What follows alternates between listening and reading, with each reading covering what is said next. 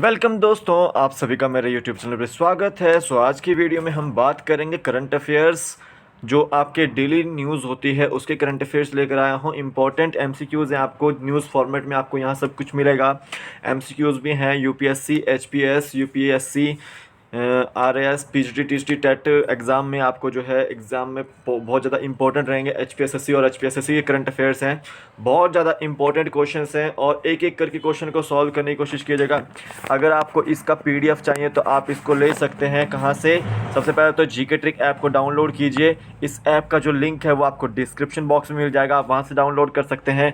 यहाँ पर मेरे द्वारा जो है आपको बनाई गई सीरीज़ है चाइल्ड साइकोलॉजी की, इसमें 13 वीडियो लेक्चर्स आपको मिलेंगे, प्लस मेरे हैंड रिटन नोट्स आपको मिलेंगे। तो ये जो कोर्स है वो 180 रुपीज़ का है। तो यहाँ पर आपको प्रीवियस ईयर एग्ज़ाम के क्वेश्चन पेपर भी मिलेंगे, टेट और टीजीटी मेडिकल के।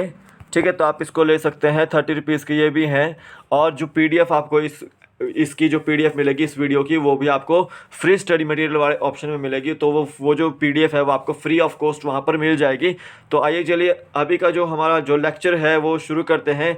अगर किसी को लेक्चर देखना नहीं है तो जा सकते हैं, ठीक है। और कमेंट सेक्शन में मुझे बताइएगा कि आपके कितने क्वेश्चन सही हैं, कि आपने आज का जो है न्यूज़पेपर पढ़ा है। अगर नहीं पढ़ा है तो यहाँ से आप जो है अच्छे से पढ़िएगा, ठीक है। और एक एक करके क्वेश्चन को सॉल्व करने की कोशिश कीजिएगा, क्योंकि 5 से 6 क्वेश्चन होने वाले हैं और हम एक एक करके क्वेश्चन को जो है सॉल्व करेंगे, ठीक है। तो करंट अफेयर्स के जो क्वेश्चन है जो हम भूल जाते हैं एचपीएससी, यूपीएससी, एचपीएस एग्ज़ाम में, ठीक है, करने के लिए, तो हमने यहाँ पर उन्हीं को एग्ज़ाम्स के फॉर्मेट में, एमसीक्यू फॉर्मेट में लेकर आए हैं कि जो न्यूज़ में आपके क्वेश्चंस आ रहे हैं उसी को हम यहाँ पर सॉल्व करने जा रहे हैं। तो एक एक करके क्वेश्चन को ध्यान से पढ़िएगा, ध्यान से सोचिएगा कि क्या होता है, कैसे होता है, क्यों इस तरह की न्यूज़ आती है, ठीक है, कैसे जो है काम करती है गवर्नमेंट, कैसे आरबीआई काम करता है, इस तरह के बारे में हम बात करेंगे। तो पद्म विभूषण से रिलेटेड भी इसमें होगी, आरबीआई से रिलेटेड भी होगी, और भी काफ़ी जो न्यूज़ है वो भी आपकी होगी, मेट्रो से रिलेटेड न्यूज़ होगी इसमें। तो सारे के सारे जो न्यूज़ फॉर्मेट में हम यहाँ पे एमसीक्यूज़ करने जा रहे हैं। तो आइए चलिए शुरू करते हैं। उससे पहले अगर आपने सब्सक्राइब नहीं किया तो सब्सक्राइब कीजिए, लाइक नहीं किया है तो लाइक कीजिए और बेल आइकन को दबाना भूलिएगा, ठीक है। तो चलते हैं, शुरू करते हैं फर्स्ट क्वेश्चन की ओर। फर्स्ट क्वेश्चन से पहले हम जो है न्यूज़ पढ़ लेते हैं। रुपए की मजबूती के लिए आरबीआई खर्च करेगा 93 अरब डॉलर। तो आरबीआई जो रिजर्व बैंक ऑफ इंडिया है वो जो है रुपए की मजबूती के लिए कितने रुपए खर्च करा है? 93 अरब डॉलर। तो आपको पता है कि जो ये आदमी है, ये आपके अब आरबीआई के गवर्नर है शक्तिकांता दास जी। तो इन्होंने कहा है कि अगर हमको रुपए को मजबूत करना है, विदेशी मुद्रा भंडार को बढ़ाना है, तो हमें उस पर 93 अरब डॉलर जो है वो खर्च करने पड़ेंगे।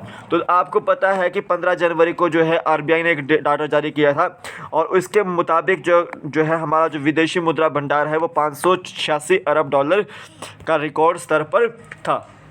तो ऐसे में उन्होंने यही कहा है कि अगर विदेशी मुद्रा भंडार को बढ़ाना है तो हमें क्या करना पड़ेगा, जो अपना पैसा है वो 93 अरब डॉलर हम वहाँ पर उसके लिए खर्च करेंगे। अगर हम विदेशी मुद्रा भंडार को बढ़ाते हैं ना, तो यानी कि हमारा जो रुपया है खुद का वो डॉलर के मुताबिक जो है काफ़ी ज़्यादा तक विकसित हो सकता है। तो ऐसे में हमें जो है विदेशी मुद्रा भंडार को बढ़ाना पड़ेगा।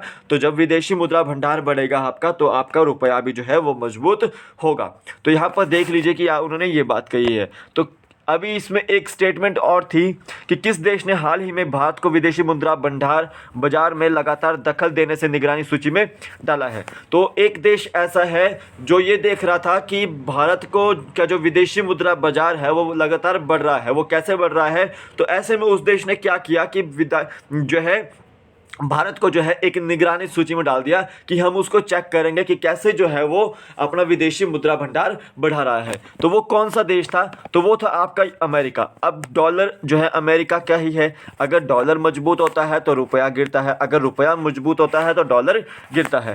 तो ये जो है अमेरिका ही देश ऐसा करेगा, क्योंकि उनको अगर मतलब विदेशी मुद्रा भंडार हमारा बढ़ता है तो यानी कि उनका डॉलर जो है वो कमज़ोर पड़ता है। तो ऐसे में वो निगरानी में रख रहे हैं भारत भारत को कि इसका जो है विदेशी मुद्रा भंडार कैसे बढ़ रहा है और इसको चेक करना चाहिए।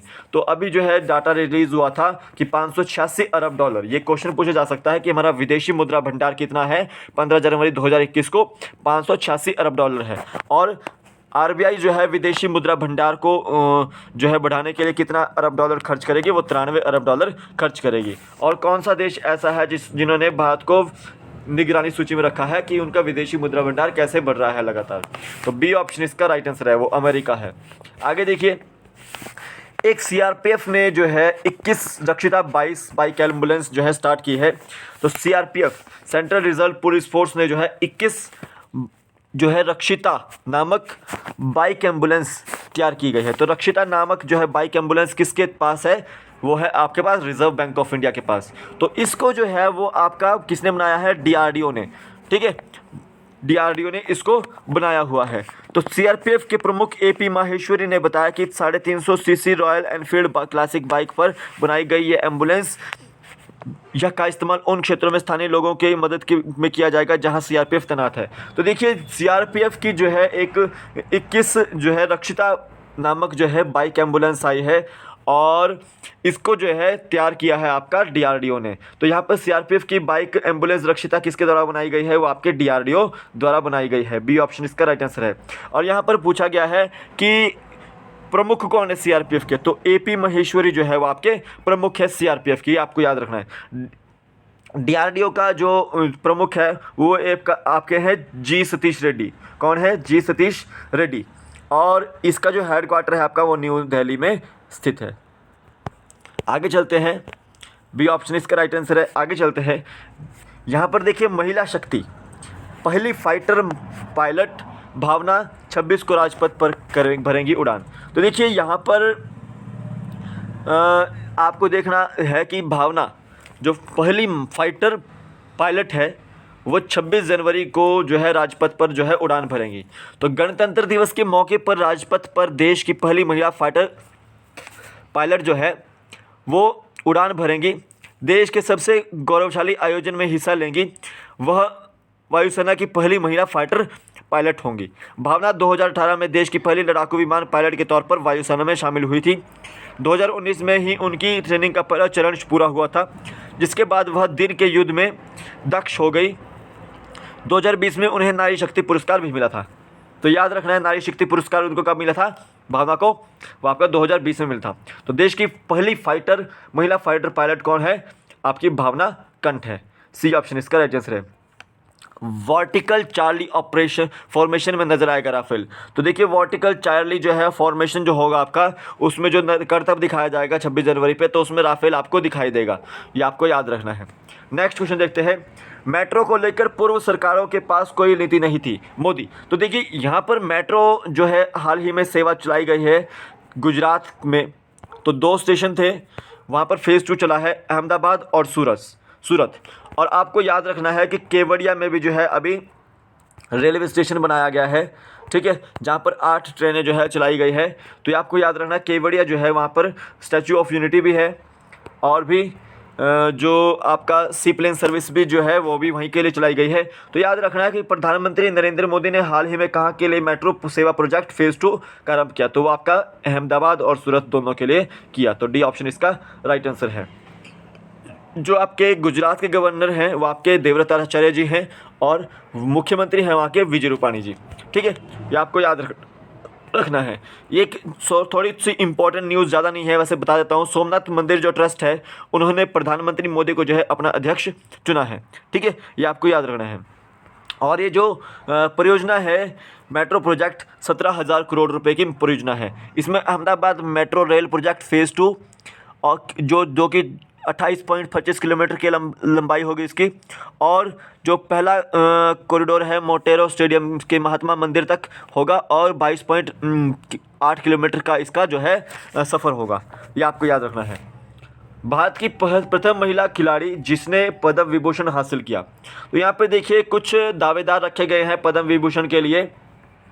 तो इसमें अभिनव बिंद्रा जी भी आगे चले हुए हैं जिनको पद्म विभूषण के लिए दावेदार रखा गया है। दिया नहीं गया अभी, पर दावेदार रखा गया है। काफ़ी सारे ऐसे हैं जिनको पद्मश्री के लिए दावेदार रखा गया है, जैसे आपका नरसिंह यादव और आपकी मनिका बत्रा जी को। ठीक है। और उसी तरह से जो है कुछ अवार्ड के लिए जो है जैसे आपका हरभजन सिंह है, इनको भी दावेदार रखा गया है।